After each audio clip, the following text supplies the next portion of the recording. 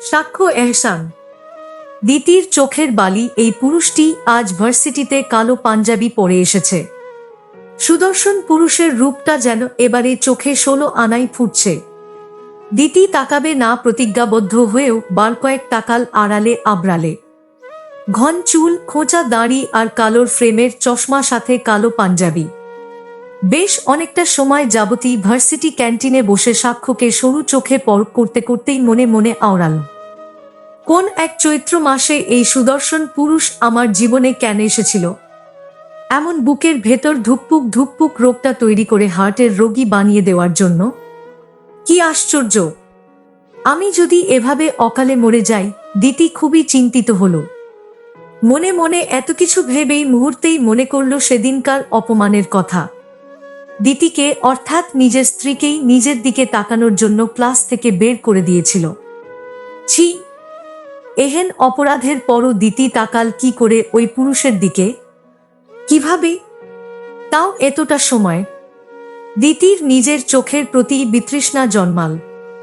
ইচ্ছে হলো চোখগুলোকে নিজেই খুলে নিয়ে ব্যাগের ভেতর ঢুকিয়ে নিক।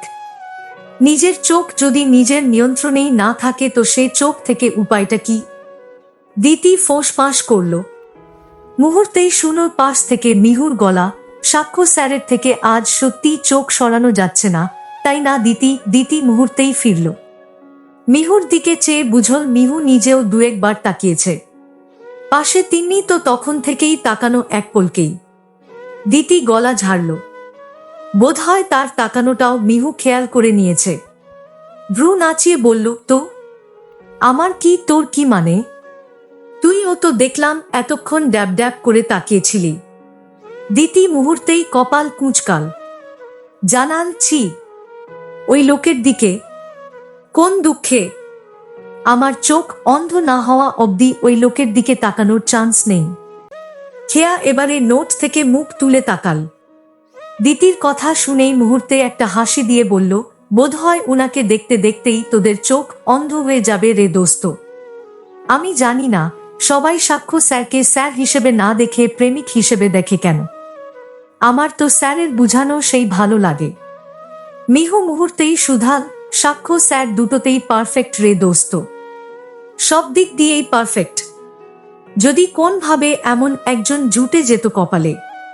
দিতি কপাল কুঁচকায়। এমন ভাবে সেজেগুজে আসেই বা কেন ভার্সিটিতে যে মানুষজন চেয়ে থাকে? আফসোস করে মনে মনে হাজারটা রাগ ফুঁসে নিয়েই বান্ধবীকে বলল, সাক্ষ্য স্যারকে ট্রাই করবি? আমরা সবাই মিলে হেল্পও করব প্রয়োজন হলে। করবি কিনা বল? মিহু লজ্জা নিয়ে হাসল। মুখ নুইয়ে নিয়ে বলল, দেখ, তোকে তো ক্লাসরুম থেকে বের করেছে, আমাকে নির্ঘাত ভার্সিটি থেকেই বের করে দিবে। দিতি তবুও আশ্বাস দিল। বলল, আরেহ সমস্যা নেই, আমরা নিজেরাই হেল্প করব। তোকে আজকের মধ্যেই নাম্বার খুঁজে দিব দেখিস। অতঃপর দিতি মনের মধ্যে ভয়ঙ্কর রাগ ফুঁসে উপরে শুধু হাসল। মনে মনে আওড়াল, সাক্ষ্য এহসান খালি দিতিকা তাসনিমকে ঠকানোর সাহস করে দেখবেন, সোজা খুন করে দিব। দিতিকে সেদিন বের করে দেওয়ার পর সপ্তাহখানেক দিতি সাক্ষ্যর দিকে ফিরেই তাকায়নি। ভাবখানা এমন, সাক্ষ্য এহসান নামক কাউকে সে চিনেও না, জানেও না। দিতি সম্পূর্ণই নিজের মতো থেকেছে। অথচ আজ লুকিয়ে চুরিয়েই হোক সরাসরি বার কয়েক সাক্ষ্যর সাথে দিতির চোখাচোখি হয়ে গিয়েছে। দিতির অবশ্য এই নিয়ে আফসোস হচ্ছে। নিজের প্রতিজ্ঞায় দৃঢ় থাকতে না পেরে আফসোস নিয়ে যখন ফের ভার্সিটি চত্বরে দাঁড়ানো সাক্ষ্যর দিকে একবার তাকাল, ঠিক তখনই দেখা গেল সাক্ষ্যর সাথে এক সুন্দরী রমণী দাঁড়ানো। রমণীটি তারই ডিপার্টমেন্টের নিধি। কিছু নিয়ে আলোচনা করছে বোধহয়। দিতির চাহানি এবার আরো শুরু হলো। একদম খুঁচিয়ে খুঁচিয়ে দুইজনকে পরখ করতে করতে খেয়াল করলো আজ নিধিও কালো জামা পরেছে। Matching matching. দূর থেকে দেখলেই বোধ হচ্ছিল একটা সুন্দর কাপল। দিতি ফোঁস-ফাঁস করে আওড়াল, বিয়ে করা বউয়ের দিকে আজ পর্যন্ত এক নজর তাকাতে দেখলাম না, অথচ নিধির সাথে কত ভালো আলাপ উনার। এইটুকু বিড়বিড় করতে করতেই পা বাড়াল সে। একদম সাক্ষ্য আর নিধির সামনে দিয়েই হেঁটে গেল। নজরটা এমন রাখল যেন পাশে কে আছে সে খেয়ালই করল না। দিতি বাসায় ফিরল প্রায় সন্ধ্যার আগে আগে। এসেই একটা সুন্দর ঘুম দিয়ে যখন উঠল ঠিক তখনই দিতির মা এলো। মুহূর্তের মধ্যেই তাড়াহুড়ো করে বলল, তোকে কখন থেকে ডাকছি দিতি? তোকে তো বললাম তাহির ছেলের বিয়েতে যেতে হবে আজ। তখন থেকে ডাকছি আমি। সাজি নিশ্চয় তৈরি হয়ে বেরো হয়ে গিয়েছে। দিতি শুনল, চোখ মুখ কুঁচকে মায়ের দিকে চাই মুহূর্তেই। তাহি, সাজি তার মায়েরই কলিজার বান্ধবী। এই তিনজনের বন্ধুত্ব এই এতটা বয়সে এসেও থমকে নেই। কোন অনুষ্ঠান হোক, উৎসব হোক, তিনজনের পরিকল্পনা চলবেই। সে অনুযায়ী দিতির সাথে আলোচনা করে আজ সকালেই শাড়ি চুড়ি সব চয়েস করে রেখেছিল তার মা। দিতিকেও বারবার বলে রেখেছিল, অথচ দিতির মনে থাকলে তো। দিতি নাক মুখ কুঁচকে বলল, সাজি আম্মুর ছেলেরাও যাবে নাকি? ইনভাইট করেছে যখন যাবে না কেন? দিতি চুপ করে থাকল। সাজি আম্মু হলো স্বাক্ষরী মা, এই কারণেই জিজ্ঞেস করা। দিতির মা অমন চুপ করে থাকতে দেখে মুহূর্তেই বলল, কি আশ্চর্য, গেলে কি হবে? সাক্ষ্য কি তোকে বকবে নাকি? তোদের এই কেমন বিয়ে হলো বলতো? মাস দুয়েকে একটাবারও দেখলাম না ছেলেটার সাথে ফোনে ঘন্টার পর ঘন্টা কথা বলেছিস, দেখলাম না কোথাও ঘুরতে গেলি, মানে কিছুই তো দেখলাম না তোদের মধ্যে। কাল যাও এল ছেলেটা, বলা নেই কোয়া তোর রুমে গিয়ে আবার কিছুক্ষণ পর বেরিয়ে চলেও গেল। অদ্ভুত। দিতি দাঁত বের করে হাসল। আসলেই তো অদ্ভুত। তাই নিজেও বলল, অদ্ভুতই তো। জেনে শুনে অদ্ভুত এক ছেলেই ঝুলিয়ে দিয়েছ আমার কপালে। দিতি ইচ্ছে করেই খুব সুন্দর করে সাজল। সাদা স্টোনের কাজ করা একটা ফুটফুটে শুভ্র শাড়ি জড়িয়েছে। চশমাটা খুলে রেখেছে আজ।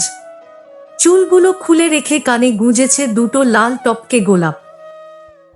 গায়ের রং ফর্সা হওয়াতে শাড়িটাও বেশ ফুটছে যেন। তাকালেই চোখ শান্ত হয়ে আসছে এমন একটা সাজ নিয়েই দিতি আয়না দেখল। বিড়বিড় করে বলল, সে যে মেয়ে পাগল করার খুব ইচ্ছা না সাক্ষ্য এহসান? আমিও সাজলাম, দেখব আপনি সত্যিই সব দিনের মতো অবহেলা করেন কিনা। এইটুকু বিড়বিড় করে বলেই হাসল দিতি। এর ঠিক একটু পরই তার আম্মু তার কাছে এলো। দ্রুততা নিয়ে বলল, এই তো সাজিরা গাড়ি নিয়ে এখানে আসছে দিতি। তৈরি তো তুই? কথাগুলো বলতে বলতেই মেয়ের দিকে ফিরে তিনি চোখের ফলক ফেললেন না। হেসে নিজের চোখের কাজল থেকে একটুখানি কাজল নিয়ে একদম দিতির কপালের চুল সংলগ্ন অংশটায় লাগিয়ে বললেন, মাশাল্লাহ, আমার মেয়েকে খুব সুন্দর লাগছে, কারোর নজর না লাগুক। দিতি শুধু হাসল। ঠিক এর কিছুক্ষণ পরই সাক্ষ্যদের গাড়ি এল। মামেয়ে দুইজনেই তৈরি হয়ে যখন সাক্ষ্যদের গাড়িতে উঠতে নীল ঠিক তখনই সাক্ষ্য এখন জোর তাকাল দিতির দিকে। রাস্তার ম্লান আলো এবং বিল্ডিংয়ের উজ্জ্বল আলোতে মেয়েটাকে সত্যিই সুন্দর লাগছে, একদম চেয়ে থাকার মতো। সাক্ষ্য মুহূর্তেই নজর সরিয়ে সামনে ফিরে শুধু ভ্রু বাঁকাল। একটা বিয়ে বাড়িতে এমন সুন্দর শাড়ি পরে যাওয়ার কারণ কি? না পরলে কি ক্ষতি হতো? সবাই মিলে ওখানে পৌঁছাতে বেশি সময় লাগলো না। তবে ওখানে পৌঁছেই যে সমস্যাটা হলো তা হলো দিতির দিকে অনেকের চেয়ে থাকা বিয়ে বাড়ির ভিড়, জনসমাগম, সবকিছুর মধ্যেই সাক্ষ্যর কাছে এই বিষয়টা বিষের মতো লাগছিল। নিজের বউয়ের দিকে সে নিজেও এভাবে মুগ্ধতা নিয়ে তাকায়নি আজ অবধি। সাক্ষ্য তবুও শান্ত স্থির ভাবখানা নিয়ে যখন পা বাড়িয়ে দিতিদের অতিক্রম করে যেতে নিচ্ছিল ঠিক তখনই কানে এল, আমার ছেলেটা এবার ইঞ্জিনিয়ারিং পাশ করেছে আপা। এই তো সামনের মাসেই কানাডা যাবে। আপনার মেয়েটাকে আমার বেশ মনে ধরেছে বুঝলেন। আমার ছেলেরও বেশ পছন্দ হয়েছে। দুইজনকে মানাত ও খুব সুন্দর। ঠিক এইটুকু শোনার পরই সাক্ষর পা থেমে গেল। মুহূর্তের মধ্যে ঘাড় ফিরে ওদিক ফিরে চেয়ে ভ্রু উঁচাল। ঠিক তখনই আবারও সাক্ষর কানে ভেসে এলো, তাই নাকি আন্টি? আমার অনেক দিনের শখ কানাডা যাওয়ার। আপনার ছেলে কি নিয়ে যাবে আমাকে? দিতির মা মুহূর্তেই দিতিকে চোখ রাঙিয়ে কনুইয়ে চিমটি কাটল। মেয়েটা সত্যিই একটা বিচ্ছু। অন্যদিকে সাক্ষর ভ্রু জোড়া এইটুকু শুনে আরো কুঁচকে এলো। বাহ, কয়েক বছর যাবৎ একটা ছেলের সামনে পিছনে ঘুরঘুর করে ছেলেটাকে ড্যাব ড্যাব করে দেখতে দেখতেই কবুল বলে বিয়ে করলো। আর এখন কিনা অন্য কারোর সাথে কানাডা যাওয়ার প্ল্যান করছে। দারুণ ব্যাপার। সাক্ষ্য ওভাবেই দাঁড়াল, মুখ চোখ টান টান করে গম্ভীর একটা ভাব এনে ভ্রু উঁচু করে রাখতেই ভদ্রমহিলা হেসে বললেন, নিবে না কেন মা? অবশ্যই নিবে। দেখো বিয়ের পর ওখানেই সেটেল হয়ে যাবে তোমাকে নিয়ে। দিতি ফের আবারও কিছু বলতে নিচ্ছিল। দিতির মা তখনই ফের চোখ রাঙাল, কোনই ধরে টেনে নিজের পাশে দাঁড় করিয়ে ভদ্রমহিলাকে হেসে হেসে বলল, আরে হো আপা, আমার মেয়ের জন্য একটা লাল টুকটুকে বর অলরেডি ঠিক করে নিয়েছি যে। নয়তো অবশ্যই ভাবতাম আপনার প্রস্তাবটা, কিন্তু এখন যে আর ভাববার সুযোগ নেই। এক রাজপুত্র এসে নিজের করে নিয়েছে আমার রাজকন্যাকে। এইটুকু বলতে বলতেই দিতির মা হাসলেন। অপরদিকে ভদ্রমহিলা আশাহত হয়ে চাইতেই পাশে এসে দাঁড়াল ভদ্রমহিলার ছেলেও। মাকে কোন এক দরকারেই ডাকতে এল বোধহয় ছেলেটা, অথচ এসেই মায়ের হতাশ মুখ দেখে ভ্রু কুঁচকাল। ভদ্রমহিলা এবারে বড্ড হতাশ স্বরে বলল, দেখুন এই হলো আমার রাজপুত্রটা, আপনার রাজকন্যার সাথে দারুণ মানাত। আমি দূর থেকে দাঁড়িয়ে এতক্ষণ আপনার মেয়েকে দেখে এসব ভাবছিলাম, কিন্তু আপনি তো বললেন হবে না। দিতি শুনল, এবার সান্ত্বনা দিতেই বলল, থাক আন্টি, মন খারাপ করবেন না, আপনার রাজপুত্র ঠিক একটা রাজকন্যা পেয়ে যাবে। ছেলেটা শুধু বিস্ময় নিয়ে চাইছিল। চোখচোরা গোল গোল করে যখন দিতির কথা শুনছিল ঠিক তখনই দিতি ছেলেটার বিস্ময় দেখে বলল, হাই আন্টির রাজপুত্র। একটু খানিক দূরে দাঁড়ানো স্বাক্ষর এবার ভ্রু আরো উঁচু হলো। খুব সূক্ষ্ম নজরে দিতির হাই বলাটা খেয়াল করেই শরীর মন সব কেমন যেন রাগে শিরশির করল, অথচ বাইরের রূপটা শান্ত স্থির। সাক্ষ্য দাঁড়াল না আর, স্বাভাবিক ভঙ্গিতেই পা বাড়াল, মুখভঙ্গিও রাখল অত্যন্ত স্বাভাবিক, যেন কিচ্ছু হয়নি। অথচ সাক্ষ্য জানে আসলে কি হচ্ছে। বিয়েবাড়ির রমরমা খাওয়া দাওয়ার পর্বে সাক্ষ্য আর দিতি বসল পাশাপাশি, সাথে সাক্ষ্যর ছোট ভাই সাম্য এবং কথা। দিতি খাওয়ার মধ্যেই কয়েকবার আর চোখে তাকিয়ে সাক্ষ্যকে পরখ করল, অথচ সাক্ষ্য একবারও তাকাল না। পাশে বিবাহিত স্ত্রী থাকা সত্ত্বেও একটাবার ফিরে দেখছে না স্ত্রীর দিকে। এহেন দুঃখে দিতির চোখ বুঝে বসে থাকতে মন চাচ্ছে। কেন তাকাবে না? দিতি সুন্দর নয় নাকি শাড়িতে দিতিকে সুন্দর লাগছে না? কোনটা? দিতি মনে মনে এই রাগক্ষোভ আর হতাশা নিয়েই বিড়বিড় করল, একটা মানুষ কেমন নির্দয় হলে এমন হয়। আমার দিকে তাকাচ্ছে না, আমার দিকে। কখনো শুধু তাকাক, আমি চোখ ব্লু দিয়ে আটকে দিব একদম।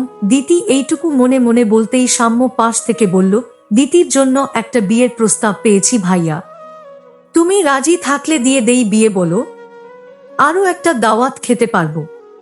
কি বলো তুমি? সাক্ষ্য তাকাল, কপাল শিথিল করে উত্তর করল, কি বলব, পাত্র একদম ভালো, ইঞ্জিনিয়ার, সামনেই কানাডা যাবে। দিতি ভ্রু কুঁচকাল শুধু, ঘাড় বাঁকিয়ে উৎসুক হয়ে দেখছিল কি বলে সাক্ষ্য। অথচ সাক্ষ্য কেবল ভ্রু নাচিয়ে এইটুকুই বলল, তো কথা হাসল নিঃশব্দে। সাম্যর মুখটা একটু হলেও কালো হয়েছে দেখে বলল, সাম্য তুই এমন ছোট বাচ্চাদের মতো কথা বলিস কেন? ভাইয়ার বিয়ে করা বউকেই নাকি ভাইয়ার সামনে বিয়ে দিয়ে দিবে? সাহস কত? সাম্য নাক ফুলিয়ে তাকাল, ফুঁসে উঠল যেন। কথাকে দু চোখে সহ্য করতে না পারা সাম্য মুহূর্তেই বলল, তুই চুপ কর কাঁথা, খেয়ে খেয়ে হাতি হচ্ছিস, হাতি হোক। আমার কথায় নাক গলাতে বলেছি তোকে। কথা এই পর্যায়ে চুপ হলো।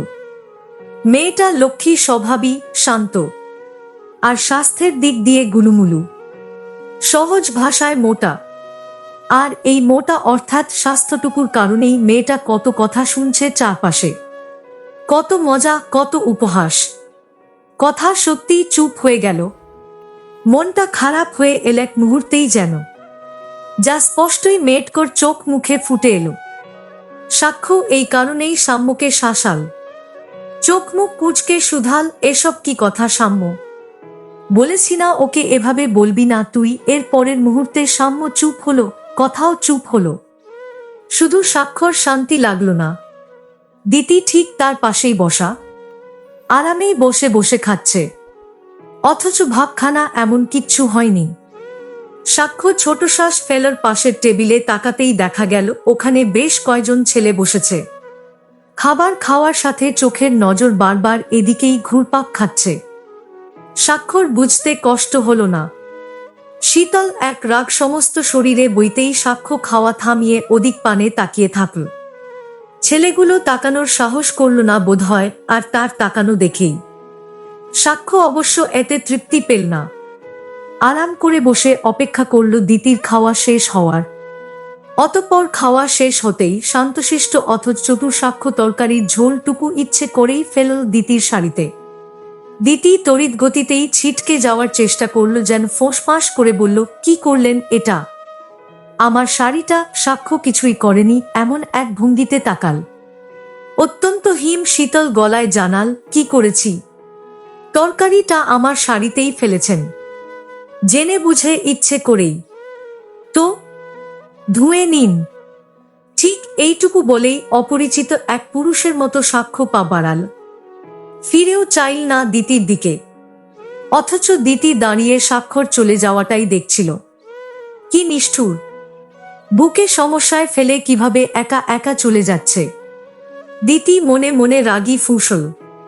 101টা কথা শুনিয়ে অবশেষে গেল শাড়িতে ঝোল পড়া অংশটুকুই পরিষ্কার করতে, অথচ হলো না। ওয়াশরুমে গিয়েই শাড়িটা পরিষ্কার করে চলে আসবে ভাবতেই যখন পা বাড়াচ্ছিল ঠিক তখনই কানে বাজল, কানাডা যাওয়ার খুব শখ না মিসেস সাক্ষ্য এহসান? পাঠিয়ে দেই আপনাকে, কি বলুন? দিতির পা জোড়া তখনই থামল।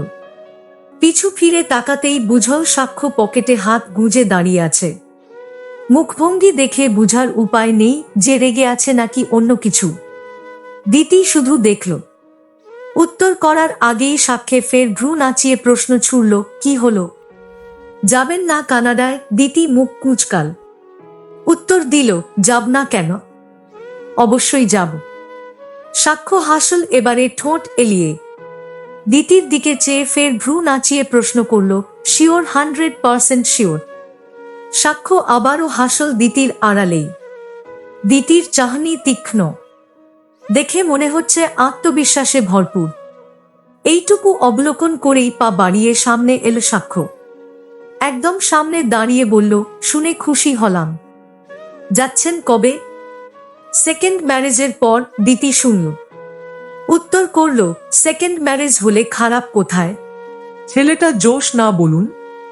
লম্বা চওড়া একদম রাজপুত্রের মতোই, শুধুই প্রশংসা করল দিতি। অথচ সে ছেলেটাকে ভালোভাবে খেয়াল ও করেনি। কি পড়েছে না পড়েছে এসবও দেখল না। লম্বা নাকি খাটো তাও না, তবু করল শুধুমাত্র সাক্ষ্যর জন্যই।